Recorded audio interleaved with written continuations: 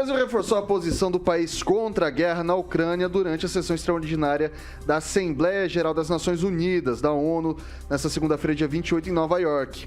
Durante discurso, o embaixador brasileiro Ronaldo Costa Filho pediu uma negociação diplomática a favor da paz no país invadido por tropas da Rússia. Abre aspas para o embaixador. Estamos com um aumento rápido das tensões que podem colocar toda a humanidade em risco, mas ainda temos tempo para parar com isso. Acreditamos que o Conselho de Segurança ainda não exauriu os instrumentos que tem à disposição para contribuir para uma solução negociada e diplomática a caminho da paz, disse o embaixador. E aí, Rigon? Acho que é a esperança de todos. A gente está vendo a cada dia uma resistência assim, surpreendente, né, da Ucrânia, e torcendo. Todo mundo não acredito que esteja ninguém fazendo o contrário, até o presidente lá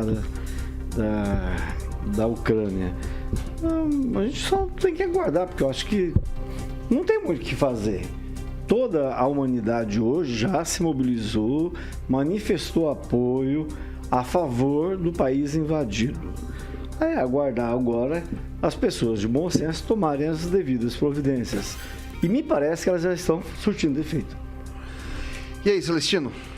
Eu queria lembrar um fato, a guerra das Maldivas, das Malvinas, né, em que a Argentina guerreou com a Inglaterra, hoje Reino Unido. O Brasil ficou a favor da Argentina, porque pela proximidade, né, e hoje se vê o ganho que o Brasil teve, sendo a Argentina o segundo parceiro comercial, né, do Brasil.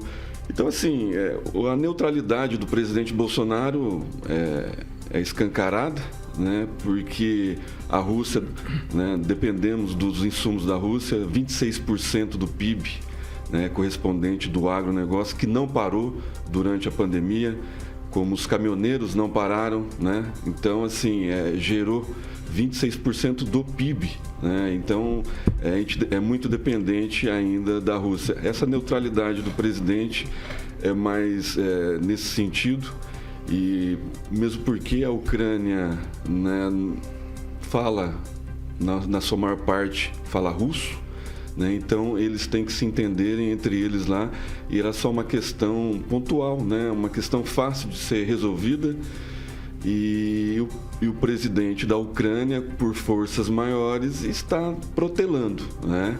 Eu não sei até quando ele vai conseguir esticar a corda, né? O Putin já deu sinais, claro, que quer o recuo, né? Tiveram um encontro hoje, a gente não está sabendo ainda do que foi tratado, mas eu acho que uma hora ou outra, né, vai acabar, esgotar os recursos do Putin, e ele vai ter que apelar para o maior parceiro econômico do Brasil e dele, que é a China. Ok, antes de jogar para o francês, eu já vou, a produção está me falando aqui da enquete. O Brasil deveria se posicionar contra a Rússia na guerra contra a Ucrânia? Sim ou não, você coloca lá e pode justificar, pode falar por que você está votando dessa forma no nosso chat. Beleza? E aí, francês, o Brasil deveria se posicionar contra a Rússia nessa guerra que ela vem travando junto à Ucrânia? A posição do Brasil é equilibrada, justa e esperada pelos brasileiros. Em razão de um conflito de dois países que têm muito em comum, inclusive tradicionalmente, a 9 mil quilômetros de distância, né, o Brasil não teria por que tomar partido. E com relação ao conflito, me parece que vai começar aí uma nova Guerra Fria, porque a Rússia, a preocupação russa é não permitir que países aliados da OTAN fiquem ali no entorno dela, que é o pessoal ligado a outra potência, que é os Estados Unidos. Então a guerra, na verdade, entre os dois. Agora eu deploro a situação de alguns países, como acho que Polônia e outro país, que estão mandando armas para lá, né? Mandando armas para que os ucranianos se ferrem ainda mais, porque enfrentar a Rússia não há como. Inclusive porque o Putin já posicionou foguetes com ogivas nucleares para aquele país e qualquer outro que se quisesse se imiscuir ele nos problemas que ele considera continental dele ali. Só isso. Vai lá, Vidigal.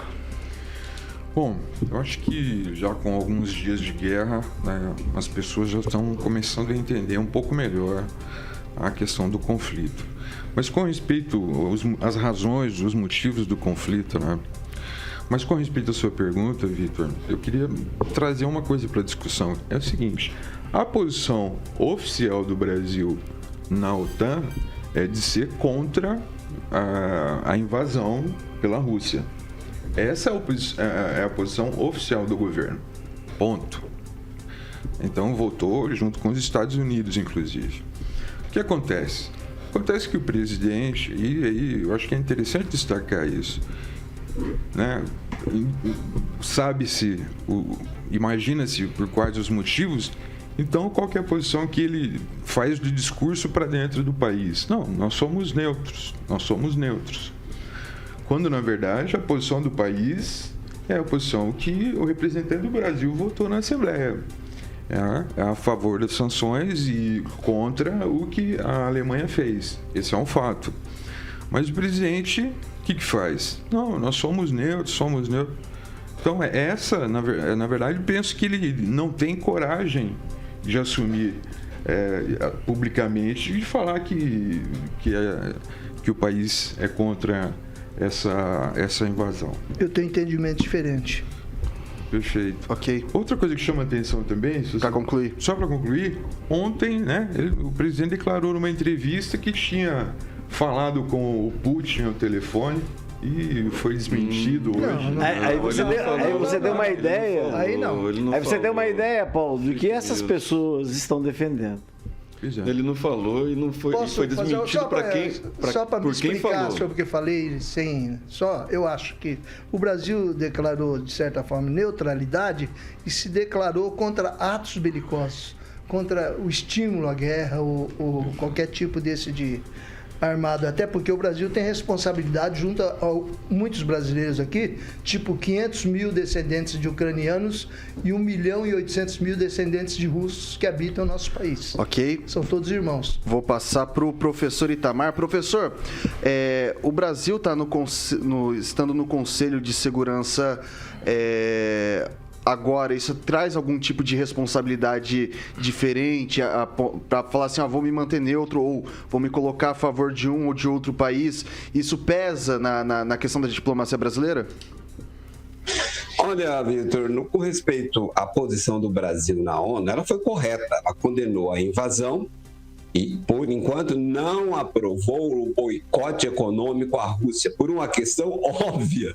O primeiro prejudicado com o boicote econômico à Rússia seríamos nós, que dependemos dos fertilizantes, dos insumos para os fertilizantes que são adquiridos da Rússia e também da Ucrânia, né? Então, assim, a oposição, a esquerda quer criar problema para o presidente. E o presidente está sendo bastante hábil em escapar dessas arapucas que a esquerda fica tentando colocar o presidente. E aí tem que refazer uma coisa aí, até pelo colega que disse, olha, eu acompanhei a entrevista inteira, em nenhum, isso digamos assim, é desinformação, é fake news dizer que o presidente falou que havia conversado com Putin durante 2 horas no domingo.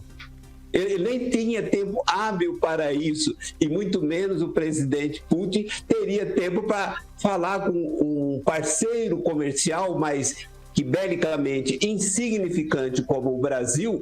Só para ter uma ideia, nós só temos 4 submarinos não nucleares, né? Então, assim, belicamente nós somos insignificantes. Então, o que a imprensa fez? A imprensa contou uma mentira e depois os seus digamos, discípulos reverberam essa mentira dizendo que ela foi desmentida. Não. E aí, inclusive, chama a atenção do nosso colega Vidigal. Isso é mentira, Vidigal. O presidente não disse que tinha falado com o Putin ontem. Ele disse que tinha falado com o Putin no dia que ele esteve lá, que ele esteve 2 horas. Agora, vocês contam a mentira e depois vocês dizem que ele foi desmentido. Não, quem foi desmentido foram os meios de comunicação que mentiram a respeito disso. não tem menor cabimento. Eu acompanhei a entrevista de ponta a ponta e ele não disse isso em hora nenhuma. Quem disser isso está tentando desinformar a população para tentar ganhar alguma coisa, digamos assim, eleitoralmente do presidente Bolsonaro ou contra o presidente Bolsonaro.